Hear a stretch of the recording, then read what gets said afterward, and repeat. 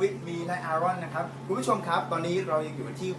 วิลล่าวีว่าที่นาใต้นะฮะวันนี้นะครับคุณผู้ชมมีเหตุการณ์พิเศษที่กำลังเกิดขึ้นนะฮะก็คือพายุหมุนงวงช้างนะคุณผู้ชมครับใหญ่โตมากนะเราจะสังเกตได้อย่างชัดเจนเลยนะฮะ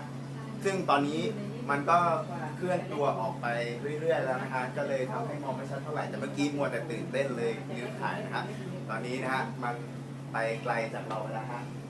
ก็ถือว่าโชคดีนะฮะที่มันไม่หมุนเข้ามาทางบ้านเรานะฮะเดี๋ยวก็พบกันใหม่ครับ